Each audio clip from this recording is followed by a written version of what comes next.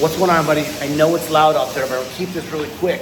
I had somebody ask me a question about like polyaspartics and kind of the differences and stuff. And I'm not going to tell you guys all the trade secrets, obviously, on what sets Valence Supply's ATC apart. But now, what I do want to talk a little bit about is when people manufacture products, there's a lot of different raw materials and stuff that goes into them. You can see there's just shelves and shelves, and then obviously a whole big area out there.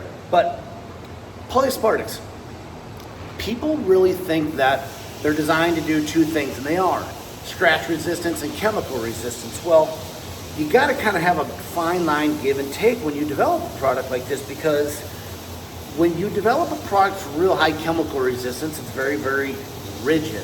Okay? Think of MVB epoxies. They're extremely rigid, but they block the moisture, the hydrostatic pressure coming up.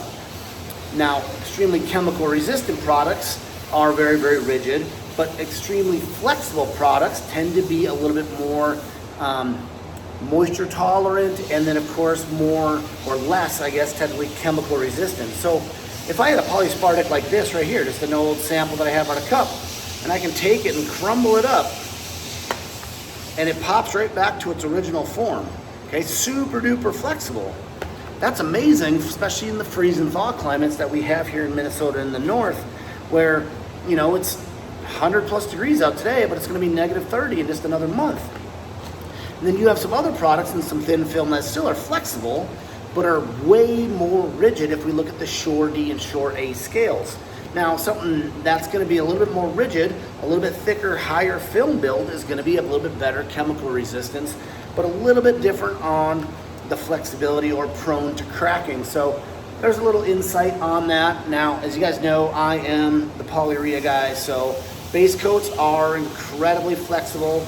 This is the benefit. Now, there is nobody in the world that makes a polyurea like we do. I promise you that. Anybody that's tried another one and then they tried ours, I promise you they'll never go back. Flexibility, color, durability, bond strength, working time, cure time, scrape time, all the above.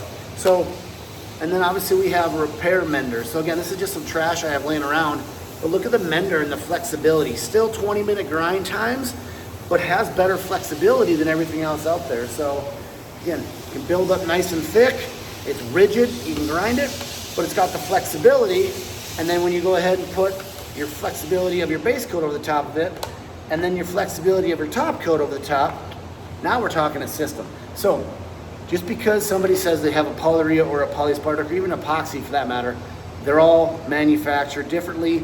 And unfortunately, a lot of you guys don't understand the raw materials, what goes in and behind the scenes with fillers and solvents and all the BS that people are putting in these days. So always source US made products made here in the United States.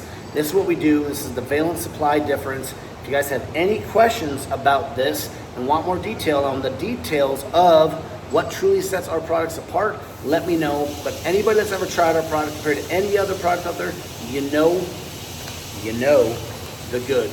So drop those comments below on what you want to see next. I got you.